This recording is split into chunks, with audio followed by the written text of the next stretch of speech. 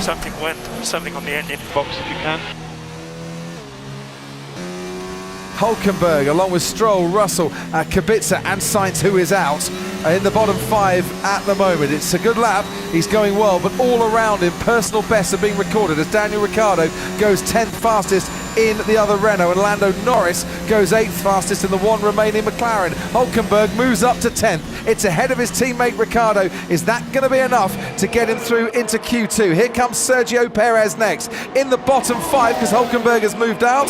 Can he now go ahead of his former teammate? Well, he can go 13th and get himself out of the bottom 5 at least. Next across the line, Giovinazzi, good lap from him, goes 12th fastest. Kimi Räikkönen only 14th fastest and very much at risk at the moment. Here's Lance Stroll trying to get out of Q1 here at Interlagos for the first time. Stroll crosses the line, sadly for him. He misses out once more.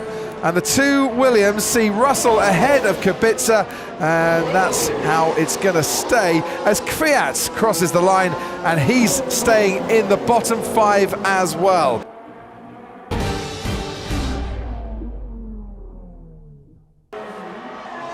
Hamilton's done a 17.6 for the first sector, which is still 2/10 off the best time in that first sector, and Perez is out of qualifying here. He couldn't improve enough. Hülkenberg is right on the cusp here, and someone has had an accident, has come a cropper, because we've got double yellow flags waving in the midfield. Lando Norris outside of the top 10, even though he gave it everything to the line, couldn't improve. Presumably it's Giovinazzi then who's dropped it. So it was at Lorania on the way down towards Pinarino. This is why we had the double yellows. So he's locked the rear axle on braking and downshift.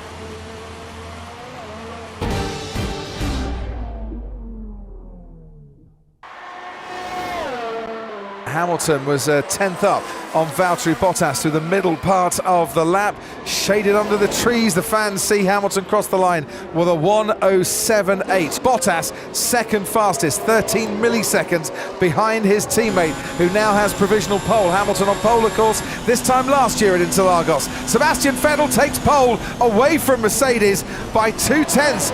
Very large margin that, as Charles Leclerc now crosses the line, and Leclerc 900ths behind his teammate. Alex Albon next across the line, 3/10 down on Vettel. He's 5th fastest. Where's Max Verstappen going to end up? He's on provisional pole.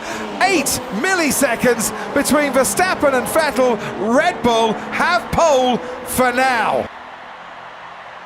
He's done his work. He's now got to rely on the power unit to do the rest of it for him. Delivering a speed of about 210 miles an hour, you would imagine, as he crosses the line. Max Verstappen, has he gone quicker? He has. He's extended his advantage by 1/10 of a second, but behind him, they're certainly going quicker through the first sector, and they're certainly putting the pressure on him. Too slow in the middle sector, Ferrari. They need to be mighty in this final bit if they're going to usurp Verstappen.